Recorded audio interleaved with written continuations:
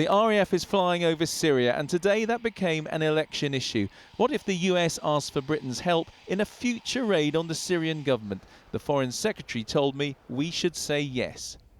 If the United States were to come to us with a request that we thought was reasonable and proportionate and measured for assistance, then obviously we would have to consider that request. And given our very close, well, we'd have to consider it in one way or the other.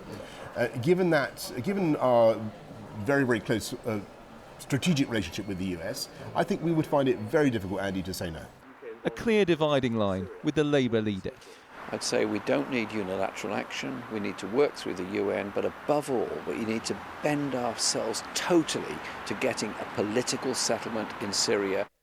Today, Boris Johnson's doubled down on the Conservative theme that Jeremy Corbyn is unfit to lead Britain in an article calling him, among other things, a mugwump.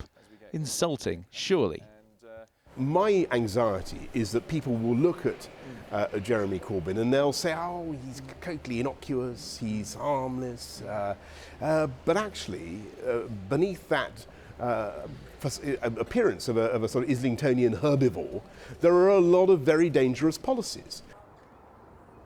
In a park in Harlow in Essex, they'd come to welcome the Labour leader. He was announcing a plan to build more public housing, which he did, with a little help from his team. We don't have to be so unequal. There doesn't have to be such poverty. There doesn't have to be such insecurity. So what did he make of Boris Johnson today? Mugwump, what do you make of that?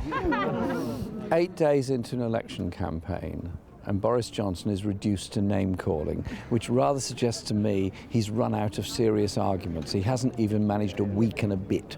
So I don't do name-calling, I don't do personal abuse. We're serious about this election. There is a serious choice before the people of this country.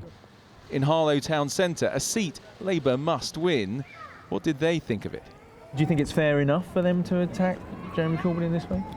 Not to the extent that Mr Johnson did recently. I think that was over the top. That crossed the line, you think? That crossed the line, without a doubt, in my opinion. He's just getting on with the job. And you happy with that? Yes, and I think he will do well at the election. And some are waiting for Theresa May to convince them. Well, I'm hoping she's going to deliver what I want. There's not a lot I can do about it, but I'm hoping she's going to... I'm blinking going to, don't worry about that. She and the rest of the country will decide if there'll be any bloom on the Labour rose. Andy Bell, 5 News.